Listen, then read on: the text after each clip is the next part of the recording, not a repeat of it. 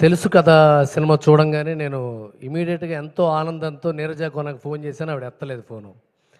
సరే ఏదో బిజీగా ఉంటుంది, చాలామందితో బిజీగా ఉంటుంది, మళ్ళీ చేశా. ఈ ఎత్తలా అంటే ఎంతోమంది అభినందించుంటారు, దాంతో నా అభినందన అవసరం లేదనుకుంది. ఓకే ఫైన్, ఎందుకంటే నా ఫోన్ ఎత్తలేదు, నేను ఫీల్ అవ్వలేదు, కానీ ఎంతోమంది అభినందనలు అందుకుందని ఆనందపడ్డా.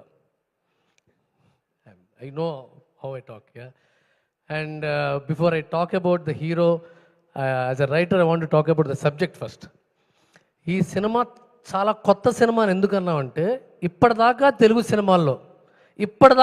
సినిమాల్లో ఈ కథ గురించిన సినిమా రాలా, రాలా.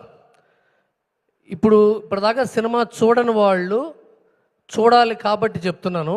సస్పెన్స్ ఏం కాదు, ఇది సర్రగసి మీద సినిమా. ఇది సర్రగసి మీద సినిమా తీయాలనే ఆలోచన రావడం చాలా ధైర్యవంతమైన ఆలోచన. అలాగే సర్రగసి మీద సినిమా తీస్తూ ఒక లేడీ డైరెక్టర్ వస్తే, ఇప్పుడు ఈ అమ్మాయి ఇప్పుడు ఇవన్నీ పెట్టుకుని మనతో సినిమా తీయటం ఏంట్రా బాబు అని హీరోలు చాలా మళ్ళీ కలుద్దాం, రేపు కలుద్దాం, ఎల్లుండి కలుద్దాం, తర్వాత కలుద్దాం, ఈసారి కలుద్దాం, బాగా పెద్ద సినిమా వచ్చింది అని తప్పించుకోవడం కూడా సహజమే. దీంట్లో ఎటువంటి అసహజమైన విషయం కాదు. ఇక్కడ ముందున్న చాలామందికి తెలుసు ఆ విషయం. కానీ సిద్ధు చాలా యంగ్ జనరేషన్కి చెందిన హీరో అవటం వల్ల, జెన్జీని రీచ్ అయిన హీరో అవటం వల్ల, ఇప్పుడున్న యంగ్ అడల్ట్స్, ఆ తర్వాత మిడ్-20s మిడ్-30sలో కపుల్స్ మధ్య జరిగే ప్రాబ్లమ్స్ని అడ్రస్ చేయగలిగే సాహసం చేసే అండర్స్టాండింగ్ ఉన్న హీరో అవడం వల్ల ఇమీడియట్గా దీన్ని ఓకే చేశాడు. ఇది సర్రగసి మీద సినిమా ప్రతి ఒక్కళ్ళు చూడాలి. బికాజ్ మన ప్రపంచంలో పాపులేషన్ ఎంత పెరుగుతున్నా వాటన్నిటితో పాటు పెరుగుతున్న సమస్య పిల్లల్ని కనలేకపోవడం. ఇంతమంది పాపులేషన్ ఉన్నారేంటండి, ఆ పిల్లల్ని కంటాం అంత ఈజీ కాదు. ఈ సినిమాలో ఒక సీన్ ఉంటుంది, ఒక చిన్న గీత పెట్టి మార్నింగ్ సిక్నెస్ అని ఒక చిన్న డిప్ ఇచ్చి మళ్ళీ వెళ్ళిపోతుంది. కానీ రియాలిటీ అలా కాదు అని చెప్పే సినిమా ఇది. Every female can watch this film and feel the pain of Srinidhi and రాశి ఖన్నా, అండ్ వాళ్ళ ఫ్యూచర్ని, వాళ్ళ పాస్ట్ని, వాళ్ళ ప్రజెంట్ని చూసి ఎమోషనల్గా కనెక్ట్ అయ్యే cinema. At the same time ఇదేంట్రా ఇది ఆడపిల్లలు ఇవన్నీ మొగాళ్ళు అనుకుంటారేమో, ఒక రివెంజ్ లవ్ స్టోరీ. రివెంజ్ ఎవరితో తెలుసా? ఎక్స్ గర్ల్ ఫ్రెండ్తో రివెంజ్. ఒక్కొక్క డైలాగు అదరగొట్టేశాడు సిద్ధు. అంటే Siddhu, I'm not joking, just talking to Shri SKN regarding this. ఒక సూపర్ హిట్ ఇమేజ్ ఒక యాక్టర్కి వచ్చిన తర్వాత, ఒక క్యారెక్టర్ వల్ల యాక్టర్కి వచ్చిన తర్వాత దాని నుంచి బయటకు వచ్చి ఇంకొక క్యారెక్టర్లో మెప్పించటం, it's not an easy job. It's not at all an easy job.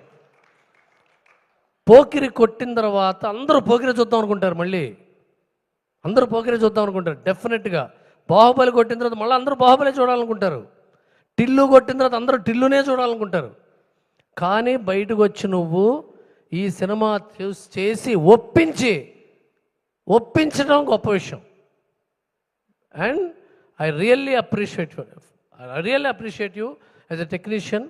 చాలా డ్రమాటిక్గా చేసావు. అంటే హోల్డ్ చేసుకుని ఎస్కే ఇంతసేపటి నుంచి అదే మాట్లాడుకున్నాం, మళ్ళీ అదే రిపీట్ చేస్తాను నేను.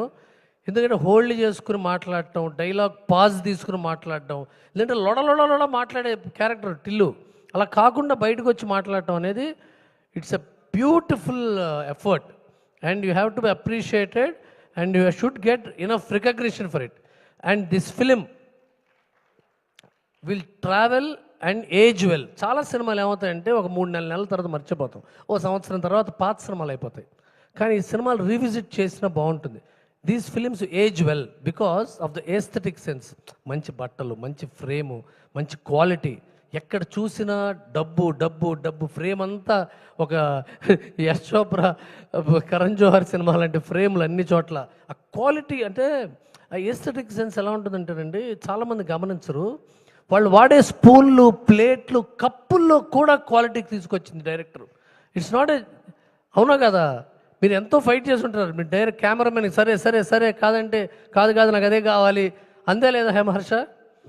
బట్టలు, క్వాలిటీ ఆఫ్ కలర్స్, ఆ పేస్టల్ కలర్స్ అన్ని చోట్ల తీసుకురావటం. ఆ ఇల్లు సార్ అంత ఈజీ కాదు సార్. విశ్వ గారు, I'm really thankful for you to push this new lady, new director, everything what she wants, envisioning. ఆవిడ విజన్ని మీరు అంత సపోర్ట్ చేయటం అనేది ఒక విజనరీ ప్రొడ్యూసర్కే సాధ్యం. And coming to producer Harsha, నీ గురించి చివరికి గుమ్మడి వెంకటేశ్వర లెవెల్ క్యారెక్టర్ కెరీర్ అనేది అప్పుడెందుకు.